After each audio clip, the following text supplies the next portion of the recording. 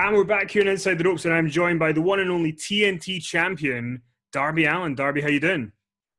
I'm good, man. Just chilling out here, doing a bunch of videos and stuff like that, Is it, filming my promos.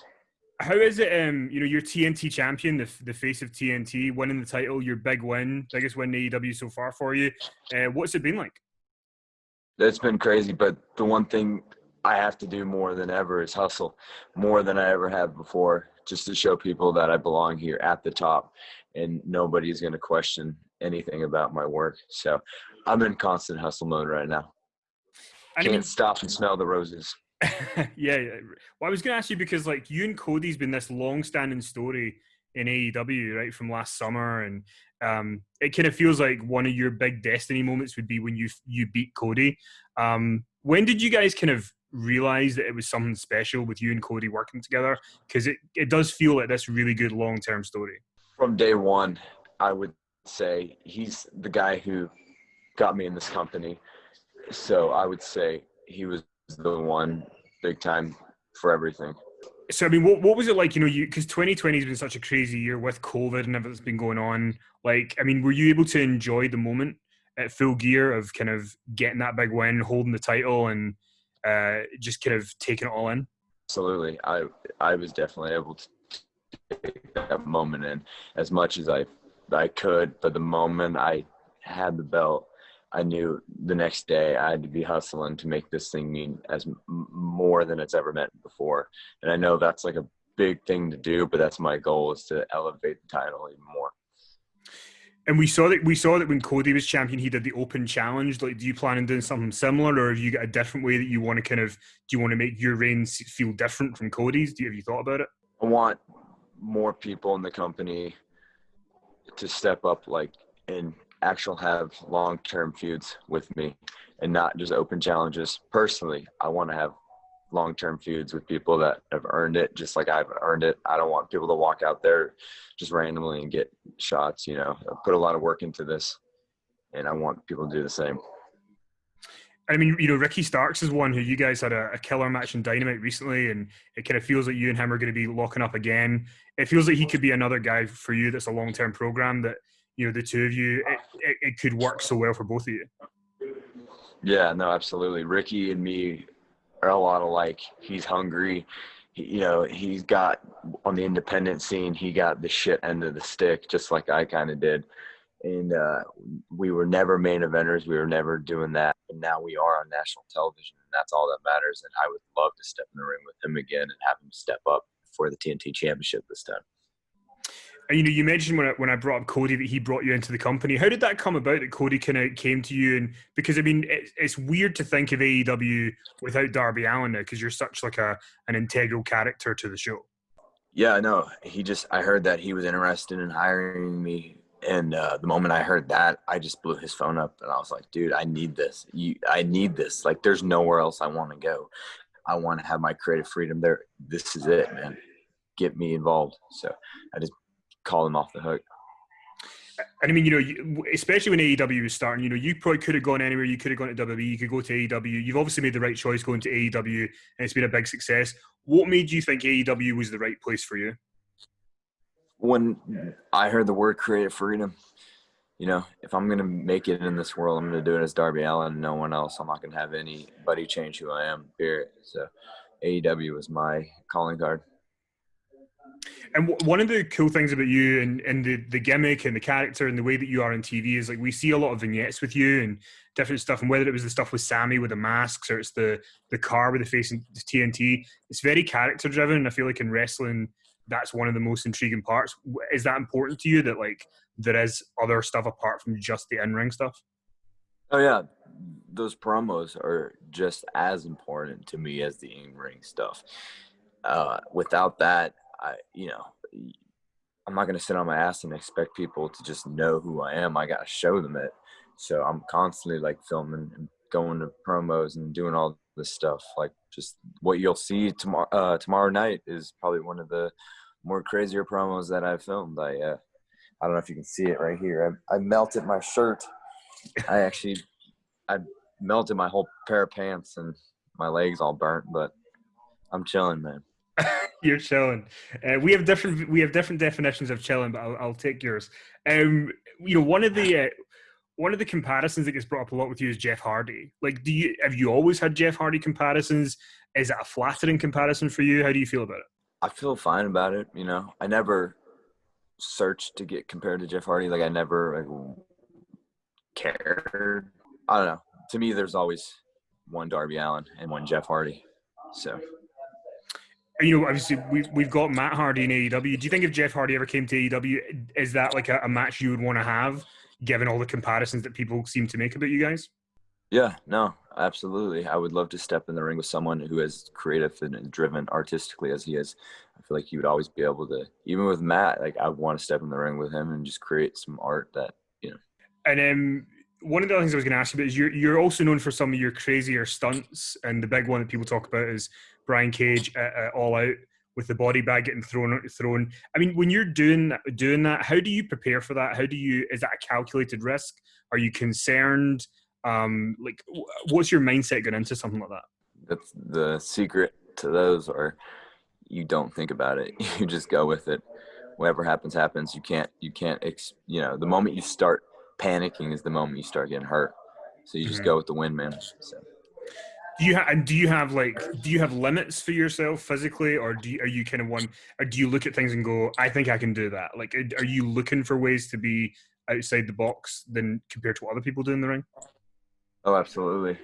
My tolerance for fear and crazy stuff is so high. So what is safe to me may be extremely dangerous to somebody else. So I just and it gives me that extra edge because me being a smaller guy coming into the ring and saying I'm reckless or fearless, I don't just say it with my words. I mean it, and I show them every week with videos. So that's why those videos mean so much to me, so I can show the world that I can take an ass kicking. Because if I kick my own ass, what makes it think that I can't take someone else's ass kicking? So. Yeah. We talked about the videos a little bit. We saw the one with Tony Hawk, and you've had all these kind of cameo people coming into your videos. I mean, again, it's really outside of the box. Is that something that you're always thinking about? Who can I get involved? What can I do to keep separating yourself? Yeah, I just want to bring my world into the world of wrestling as much as possible. And I saw you were on the shot of Brandy a while ago, and you talked about that you'd like went to catering school, and we know you're a skateboarder and you're a wrestler. I mean, you've done so much stuff. What drew you to wrestling though? Like, what was the thing that made you think this could be my full-time gig? I was always in love with wrestling growing up, but I fell out of love with it around 2009. It was just so unbearable to watch. But before that, I would say just these people put in their lives on the everything they got into it is it's such a beautiful art, and it's so crazy what emotions you can draw from it and captivate people. It's unlike anything. It's literally unlike anything in the world. And kind of going back to the creative freedom thing, in AEW you do get the creative freedom. I mean, is it a case of when you want to go and shoot something somewhere, you can just go and do it? You've got that much input to what goes out on Dynamite involving Darby Allin? Yeah, just yesterday we flew out to Philadelphia, Pennsylvania area to go film at a church my friend bought. He painted the whole thing black, and we flew out there, and I set myself on fire in the church, and nobody even had any questions. They're just do you, dude? And I want to ask about a couple of the guys that you've got to work with so far in AEW. You had the big match with Jericho last year, and that really kind of felt like one of the big matches that put Darby Allin and AEW on the map. What was it like working with Jericho, and did you kind of feel that match was important for people kind of getting to know you more and taking you more seriously as a top guy in AEW? Yeah, no, that match in specific was do or die. That was my first main event spot, and I knew I couldn't squander it, and I had to kick ass. So working with a guy like Jericho, I had all the confidence in the world that we could tell a story, and he's the pro's pro. So I just knew that I was do or die if Darby Allin was going to live or die at the top of the main event scene in AEW. And is it cool for you that because I interviewed Jericho recently, and he said that he's kind of picked the guys that he really wants to work with, and he sort of saw something new to want to work with you. Is that a good thing to kind of see that your hard work is paying off, that other people see it and want to be a part of it. Yeah, man. It's good to have someone pick you, especially week 3 of television. You know, the company's so new, television's so new, you're drawing in all these new audience.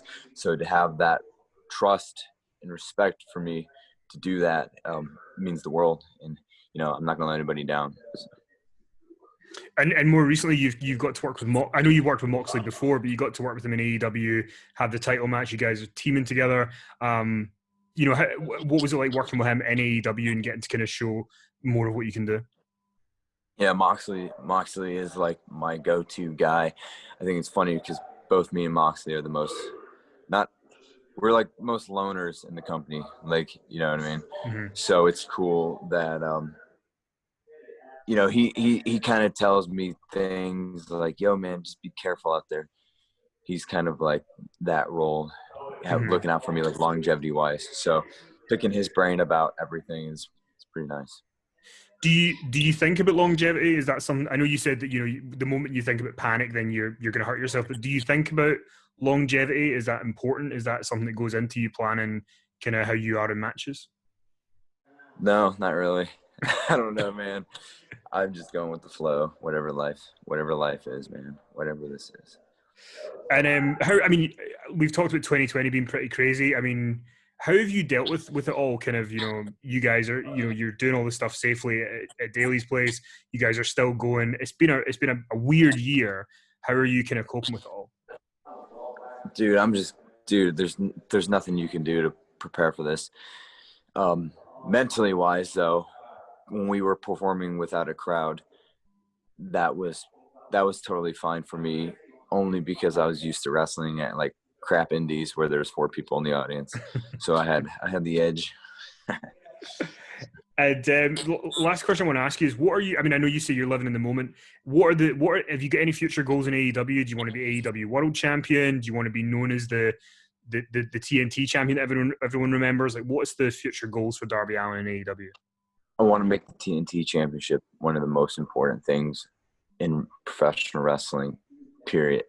I want to main event a pay-per-view. That's like a big one. I want to just main event a pay-per-view, and so right now the TNT Championship is my biggest concern, and then main event a pay-per-view.